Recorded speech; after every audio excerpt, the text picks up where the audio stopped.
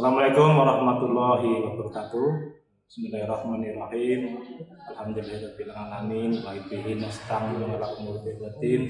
Wassalatu wassalamu ala asyrofil anbiya'i wal mursalin sayyidina wal maulana Muhammadin wa ala alihi washabihi ajmain. Amma ba'du. Selamat pagi pada para peserta didik. Salam sejahtera bagi kita semua. Pada kesempatan yang baik ini, marilah kita bersyukur kepada Allah Subhanahu wa taala yang telah memberikan kesempatan, kesehatan sehingga pada hari ini kita bisa bersama-sama dalam kegiatan MPLS atau masa pengenalan lingkungan sekolah tahun pelajaran 2021-2022 dengan mengucap syukur alhamdulillahirabbil alamin.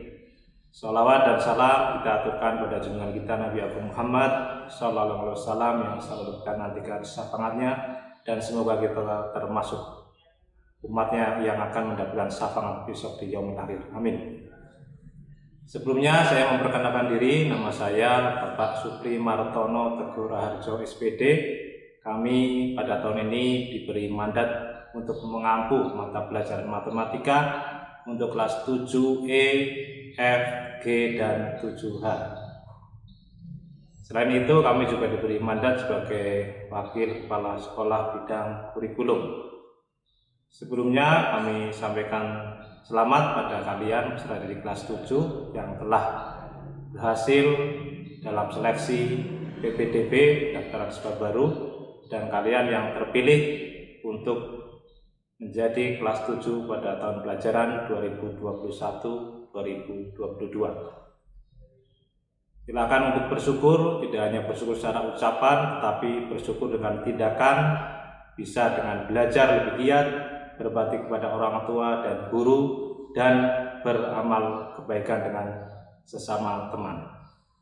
Pada kesempatan kali ini, kami akan membawakan materi MPLS tentang kurikulum yang berlaku di SMP Negeri 3 Karanganyar.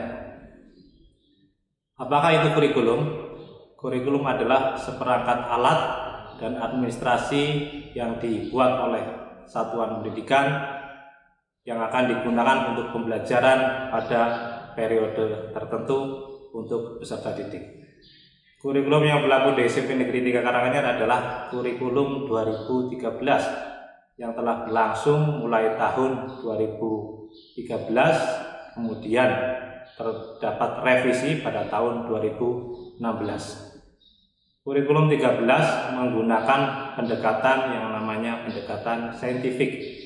Apakah itu pendekatan saintifik? Adalah pendekatan yang memberikan kesempatan kepada peserta didik untuk berpikir dengan kreasi yang tinggi, kemudian terampil, kemudian bisa menganalisis dan menyelesaikan masalah pada pelajaran tertentu. Penyelesaian masalah pada pelajaran tertentu menggunakan beberapa langkah pada pendekatan saintifik yang kita kenal dengan 4M. M yang pertama adalah mengamati, kemudian yang kedua adalah menanyakan, yang ketiga adalah mengumpulkan informasi, dan yang keempat adalah mengolah informasi. Seperti pada pelajaran matematika terdapat 1M lagi, yaitu menganalisa. Pada tiap pembelajaran ada 3 hal yang akan dilakukan, yaitu kegiatan pendahuluan, kegiatan inti, dan kegiatan akhir berupa refleksi maupun tugas dari Bapak Ibu Guru. Mata pelajaran yang akan kalian dapatkan selama menuntut ilmu di tingkat SMP ada beberapa hal. Yang pertama adalah pendidikan agama, kemudian pendidikan Pancasila dan kewarganegaraan, kemudian bahasa Indonesia, matematika, bahasa Inggris, IPA, IPS, seni budaya, penjasorkes, keterampilan, dan mulok bahasa Jawa. Yang semuanya itu akan diampu oleh guru mata pelajaran. Berbeda dengan waktu kalian di SD, hanya diampu oleh guru kelas. Kemudian penilaian pada kurikulum 13 terdiri dari penilaian kognitif atau pengetahuan berupa nilai tugas dan juga PR dan juga nilai ulangan harian. Kemudian penilaian keterampilan berupa produk, kemudian proyek dan penyelesaian masalah. Dan yang ketiga adalah penilaian sikap, yaitu sikap spiritual dan juga sikap sosial.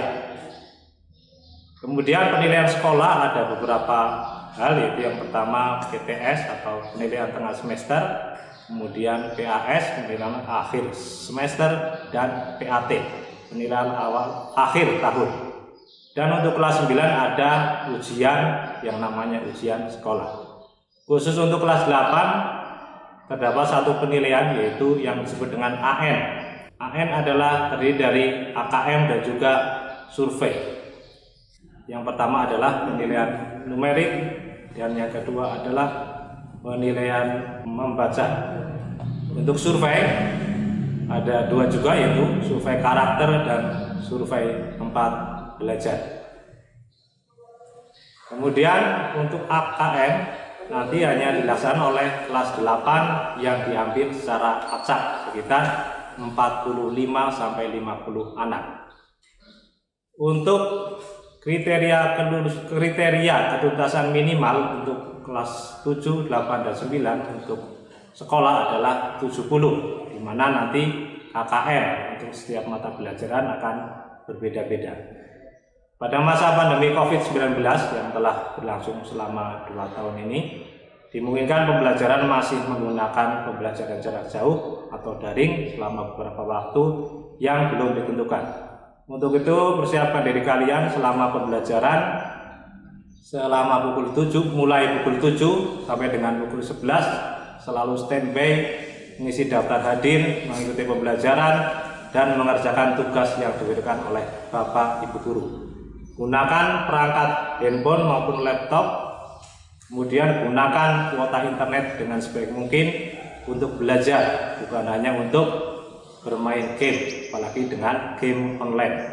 Kita berharap dan berdoa selalu agar pandemi COVID-19 segera berakhir, segera mereda, sehingga kita bisa belajar secara tatap muka, walaupun tatap muka yang terbatas, di mana pembelajaran tatap muka besok insya Allah nanti siswa berangkat dengan tetap menjalankan prokes kesehatan, cuci tangan, memakai masker, dan menjaga jarak.